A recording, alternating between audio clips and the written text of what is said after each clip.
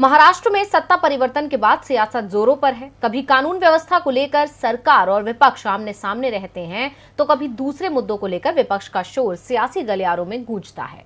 अब मसला सेमीकंडक्टर संयंत्र का है, जिसे लेकर मुख्यमंत्री एकनाथ शिंदे एक बार फिर विपक्ष के निशाने पर हैं। विपक्ष ने उन पर कई आरोप लगाए हैं और जवाब मांगा है, जिसके बाद शिंदे सरकार घिरती नजर आ रही है। महाराष्ट्र में इस वक्त सियासी पारा चढ़ा हुआ है। सेमीकंडक्टर संयंत्र के मामले को लेकर विपक्ष ने शिंदे सरकार की इस कदर घेराबंदी की है कि उसकी बोलती बंद हो गई है। संयंत्र को लेकर विपक्ष ने एक के बाद एक सवालों के कई तीर छोड़े हैं।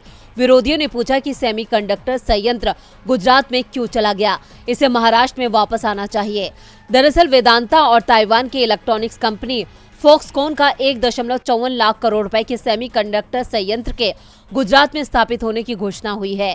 कांग्रेस ने संयंत्र के स्थान परिवर्तन से कुछ अपशगुन होने का आरोप लगाया। वहीं एनसीपी ने कहा कि संयंत्र छीना गया है।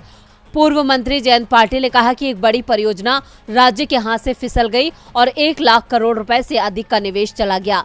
उधर शिवसेना नेता आदित्य ठाकरे ने कहा कि जब महाविकास आघाड़ी सरकार सत्ता में थी तो परियोजनाओं की पुरजोर वकालत की थी और लगभग तय हो गया था कि संयंत्र महाराष्ट्र में लगेगा, लेकिन मौजूदा सरकार निवेशकों का विश्वास खो चुकी है, इसलिए बड़ी परियोजनाएं यहां नहीं आ रही हैं।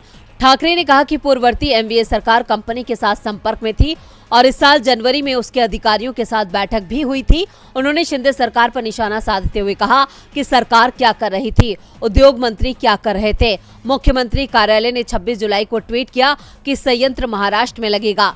राष्ट्रवादी कांग्रेस पार्टी नेता पाटिल ने कहा कि महाराष्ट्र के मुख्यमंत्री और उप मुख्यमंत्री को राजनीतिक सभाओं से फुर्सत नहीं मिलती और गुजरात ने एक बार फिर महाराष्ट्र के मुंह से निवाला छीन लिया है। गुजरात चुनाव आ रहे हैं, ऐसे में महाराष्ट्र में बीजेपी गुजरात के हितों का बचाव करती दिख रही है। वहीं इस मामले में मनसे सुप्रीमो राज ठाकरे ने भी शिंदे सरकार को जमकर खरी खोटी सुनाई है। उन्होंने इस बात की जाँच की मांग की है कि ये सौदा महाराष्ट्र के बजाय गुजरात में कैसे गया। महाराष्ट्र निवेशकों की प्राथमिकता थी, लेकिन गुजरात तक पहुंचाने वाला सौदा गंभीर है और अच्छा संकेत नहीं है। अब सेमीकंडक्टर संयंत्र के मसले को लेकर समूचा विपक्ष एकजुट नजर आ रहा है। ऐसे में देखना होगा कि शिंदे सरकार तीखे सवालों का कैसे जवाब देती है।